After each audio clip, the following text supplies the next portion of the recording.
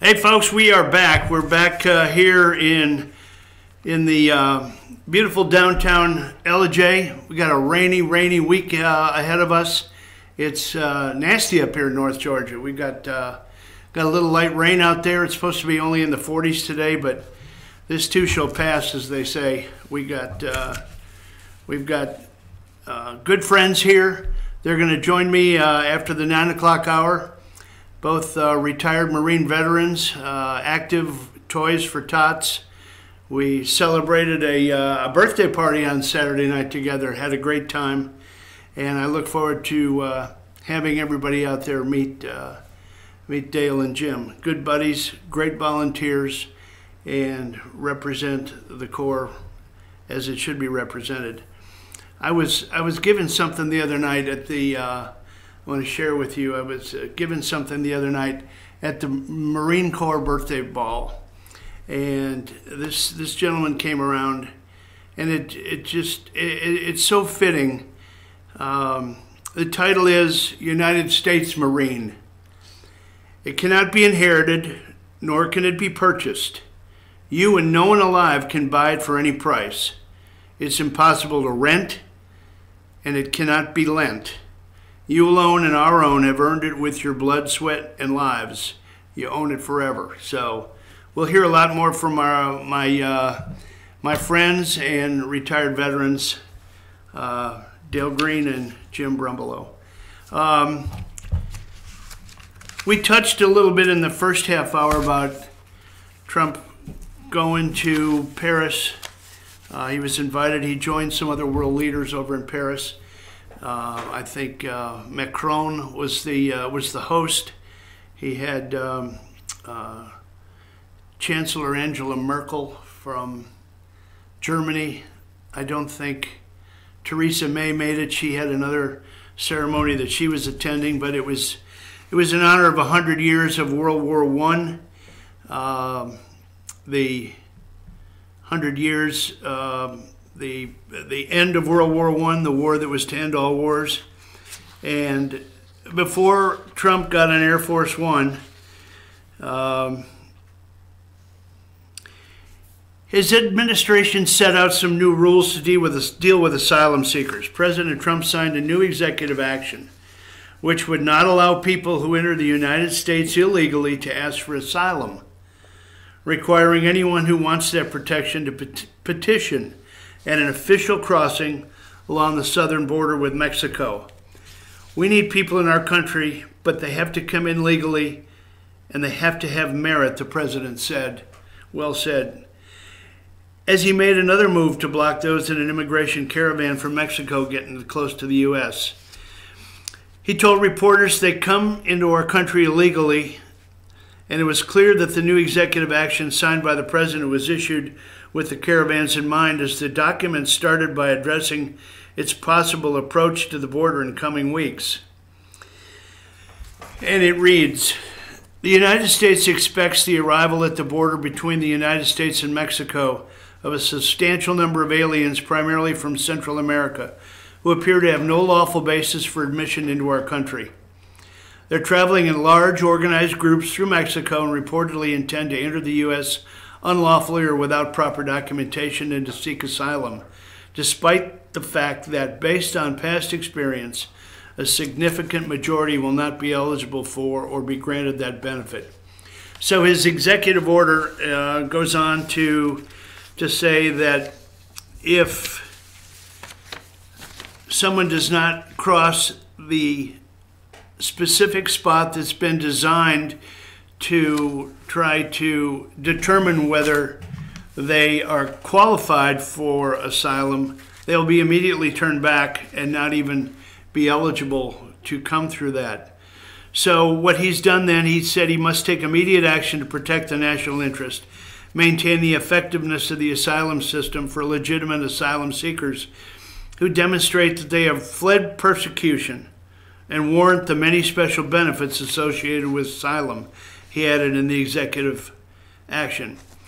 Democrats, however, scoffed at the president's move, as legal groups said it would likely be challenged in court. Okay, where do we go with this?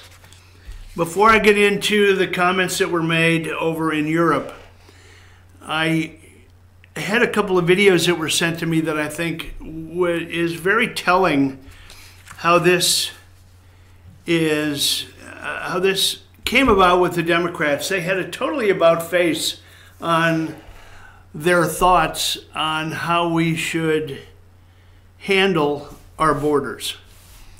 Many have said, and it's so true, without borders, we don't have a nation. I mean, we do not have a nation without borders.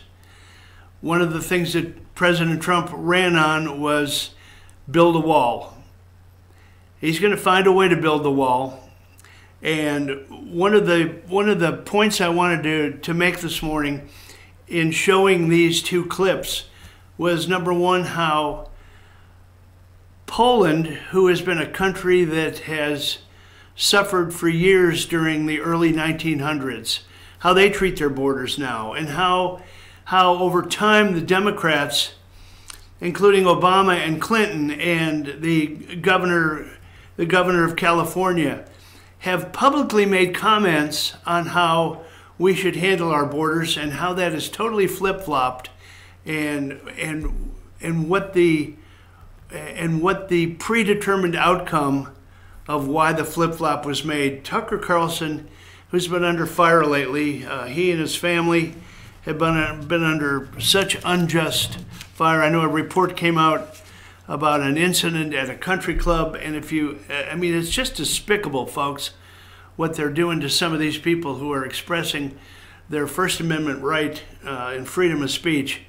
But Tucker comes up with it. It's a very short clip. It's only 4 or 5 minutes long, but it's very succinct, and it brilliantly points out the steps as to why the Democrats do not want border protection and do not want these illegals to be treated as illegals and come into the country legally. Josh, if you could bring that video clip up, that would be great. I recently watched a group of protesters, most of them young, denouncing President Donald Trump's immigration policies. They were waving Mexican flags and shouting, "Si se puede!" Yes, we can. This is now the rallying cry of the open borders left, but it wasn't always. In fact, I wondered if a single person at the protest knew where it came from. The slogan first became famous 50 years ago, thanks to Cesar Chavez. He was the founder of the United Farm Workers Union. When Chavez said, "Si se puede," he meant something very different. Yes, we can seal the borders. Cesar Chavez hated illegal immigration. He was Hispanic, obviously, and definitely on the left, but he fought to keep illegal Mexican immigrants out of this country. He understood that peasants from Latin America will always work for less than Americans will. That's why employers prefer them. Chavez knew that. As long as we have a poor country bordering California, he once explained, it's going to be very difficult to win strikes. In 1969, Chavez led a march down the center of California to protest the hiring of illegal immigrant produce pickers. Marching alongside him was Democratic Senator Walter Mondale and the Reverend Ralph Abernathy, the longtime aide to Martin Luther King. 10 years later, Chavez dispatched armed union members into the desert to assault Mexican nationals who were trying to sneak across the border. Chavez's men beat immigrants with chains and whips made of barbed wire. Illegal aliens who dared to work as scabs had their houses firebombed and their cars burned. Chavez wasn't embarrassed about any of this. He bragged about it. No matter. Chavez remains a progressive hero. President Obama declared his birthday a commemorative federal holiday. It's an official day off in a half a dozen states. There's a college named after him and dozens of public schools. Cesar Chavez's life is a reminder of how much the left has changed and how quickly. Until recently, most Democrats agreed with Chavez. They opposed unchecked immigration because they knew it hurt American workers, and they were right. One study by a Harvard economist examined the effects of the mass migration of Cuban refugees to this country in 1980, the so-called Mariel boat lift. He found that American workers in Miami with a high school education saw their wages fall by more than 30% after the refugees arrived. If you believe in supply and demand, this is not surprising. After the fall of Saigon in 1975, Democratic Governor Jerry Brown opposed letting Vietnamese refugees into California on the grounds that the state already had enough poor people. As he put it at the time, there's something a little strange about saying, let's bring in 500,000 more people when we can't take care of the 1 million Californians out of work. First-term Senator Joe Biden of Delaware agreed. He introduced federal legislation to curb the arrival of the Vietnamese. 2 decades later, leading Democrats were still wary of mass immigration, especially illegal immigration. As Bill Clinton put it in the 1995 State of the Union address, Americans are rightly disturbed by the large numbers of illegal aliens entering our country. The jobs they hold might otherwise be held by citizens or legal immigrants. The public services they use impose burdens on our taxpayers. No prominent Democrat would say anything like that today without being denounced as a racist. Clinton got a standing ovation. As late as 2006, there were still liberals who cared about the economic effects of immigration, legal or illegal. Immigration reduces the wages of domestic workers who compete with immigrants, explained economist Paul Krugman in the New York Times. We'll need to reduce the inflow of low-skilled immigrants. Mainly that means better controls on illegal immigration. That same year, Senator Hillary Clinton voted for a fence on the Mexican border. So did Barack Obama and Chuck Schumer and 23 other Senate Democrats. Not anymore. 20 years after Bill Clinton told Americans they had the right to be upset about illegal immigration, his wife scolded the country for enforcing border controls. So what changed? Not the economics of it. The law of supply and demand remained in effect. It's not a coincidence that as illegal immigration surged, wages for American workers stagnated. What changed is that Democrats stopped caring about those workers, about the middle class, really. Why? Here's the answer in 4 simple facts. 1. According to a recent study from Yale, there are at least 22 million illegal immigrants living in the United States. 2.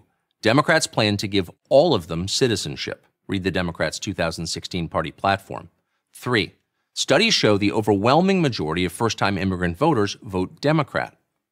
4. The biggest landslide in American presidential history was only 17 million votes. Do the math. The payoff for Democrats? Permanent electoral majority for the foreseeable future. In a word, power. That's the point, no matter what they tell you. American workers be damned. I'm Tucker Carlson. Thank you for watching this video. So you see, folks, the underlying cause for, in my humble opinion, the surge in trying to get illegal immigrants is power and control. Power and control is what the Democrats have on their agenda. As you see in the media constantly, they're constantly scoffing at the Electoral College, how it works, where the framers deliberately put into place 2 senators for every state so that everybody would get legal representation. And how in the world can we listen to some of these Democrats who are throwing out the scourge of gerrymandering? Folks, gerrymandering doesn't even exist in the Senate vernacular. 2 senators, 50 states, 100 senators. Gerrymandering is only available in the House, and they keep moving the borders around to try to direct traffic. So don't even listen to any of the gerrymandering arguments. I thought that was a great piece by Tucker, and it just shows how we in this country are trying to, at whatever cost, take over, control, hand out goodies, make sure people get addicted to the goodies so that they continue to vote for those that provide the goodies. We as a nation cannot survive under those sets of circumstances, folks. I also found it amazing to listen to a Polish representative, and I think he was head of one of the parties, and I apologize for not having his name, but you'll see it in the clip, how they as a nation handle their borders, handle their immigration, and the results of how they handle it in terms of gun control, mass shootings, and, well, you'll see it. Josh, can you bring up the clip regarding our strong ally in Europe, Poland? Let me just ask Mr. Toczynski, how many refugees has Poland taken? 0. And you're proud of that? If you are asking me, if you're asking me about Muslims illegal immigration, none, not even one, will come to Poland. Not even one if it's illegal. We took over 2 million Ukrainians who are working, who are peaceful in Poland. We will not receive even one Muslim because this is what we promised. But I asked not about illegal immigrants, I asked about refugees. And Jean-Claude Juncker, the Commission President, says that you're racist. You sound proud of the fact that you haven't taken any refugees. Of course, because this is what our people are expecting from our government. That's number one. This is why our government was elected. But this is why Poland is so safe. This is the reason why we had not even one terrorist attack. Look at the streets in Poland. And we can be called populists, nationalists, racists. I don't care. I care about my family and about my country.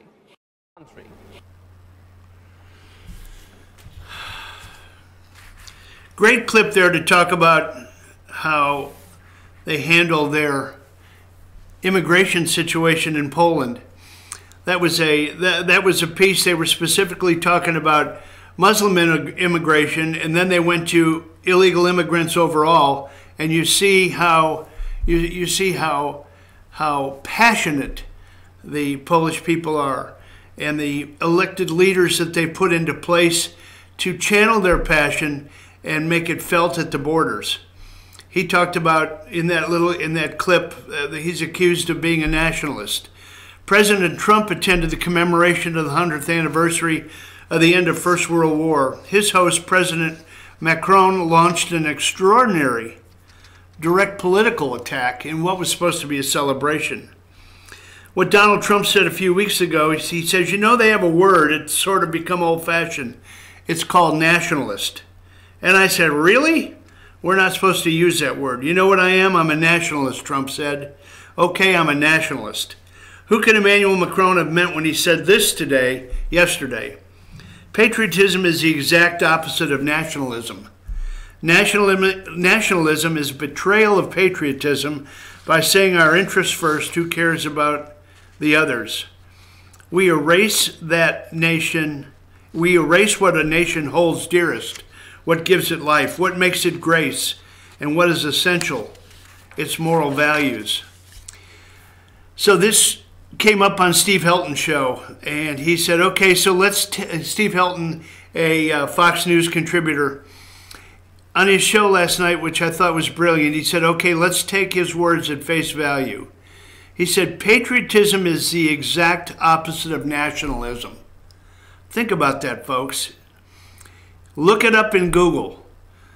The definition of nationalism is patriotic feeling, principles or efforts. The first synonym that means the same thing as, not the opposite, listed for nationalism is literally patriotism. And that according to the globalists at Google. Let's go beyond the semantics though. Let's take his argument such as it is seriously. The president of France is saying it's wrong to put your own countries first. He thinks someone else, perhaps the European interest or the global interest, the globalists, should come first. Who decides what that is? Where does it legitimately come from? How is it accountable, and to whom? What is Macron's mandate exactly for privileging the European or the global over the national? He was elected with French votes, not global folks, not global votes, folks. Just like President Trump was elected with American votes. At least he seems to understand that and understand who he's accountable to, which are the American people. Just like the Polish gentleman said. He was elected by the Polish people, and that's who he's accountable to. Macron's attack on President Trump was highly revealing. It lays bare the astonishing arrogance of the globalist ruling class who think it's their moral duty to ignore democracy and instead run the world according to whatever makes life easier for the rootless and heartless global corporations that Macron and his gang of Davos elitists cravenly serve. And they have the nerve to lecture President Trump about morality. Steve Hilton makes one more point. He was reading a book, What is the Constitution?, with one of his sons during the week.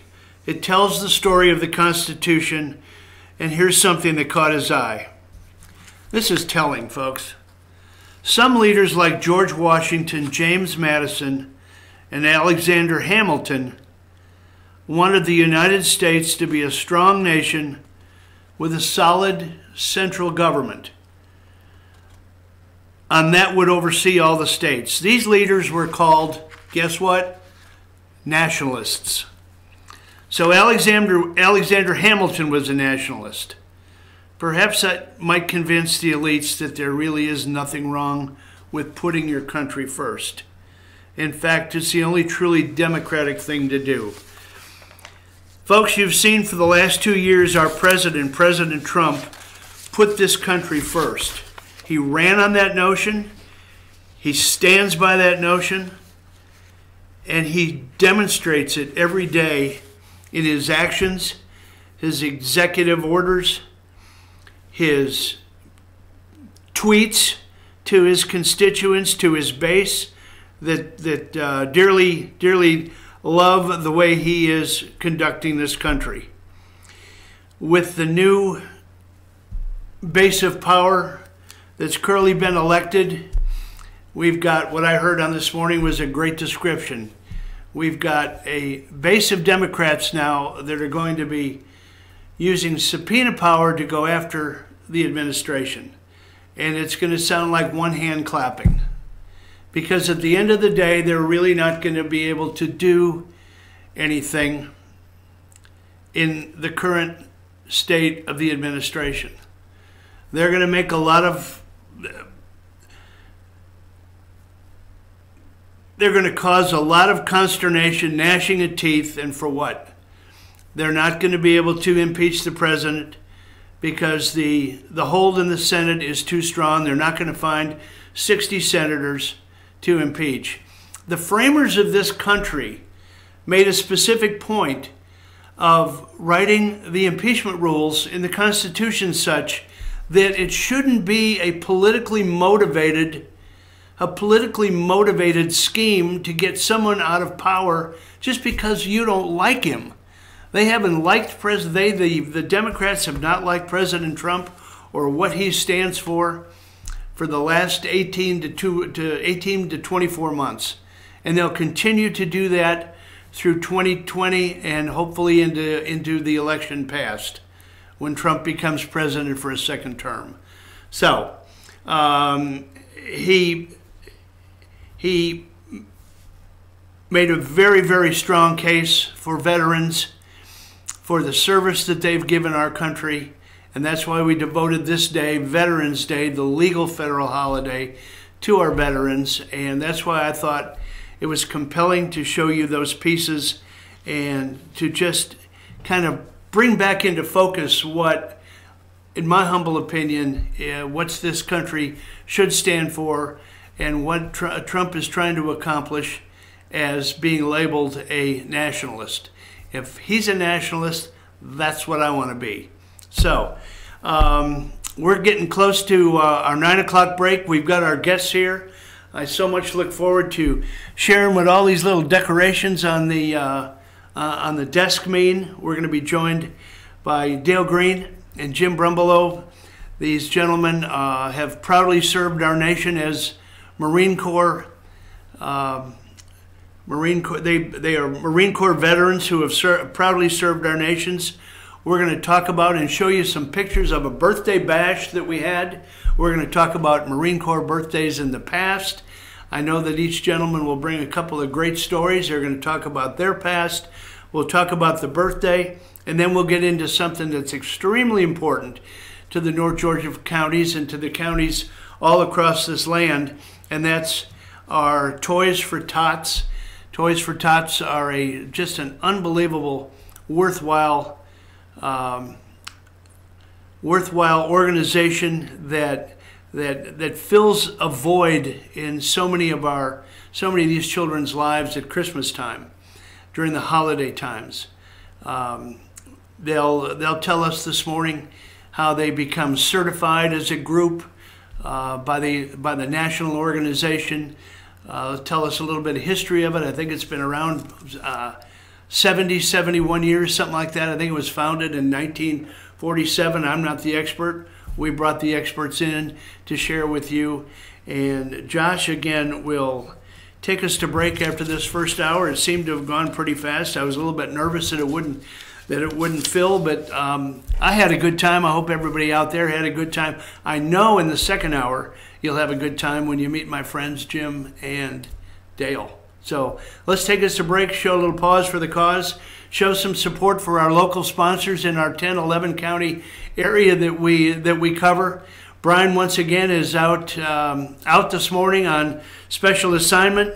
We wish him safe travels in this chilly, nasty, rainy weather, but we know he'll be back with you tomorrow to get into the weeds and talk about all of the other issues that seem to affect our daily lives. But today, folks, it's all about the vets. Here we go.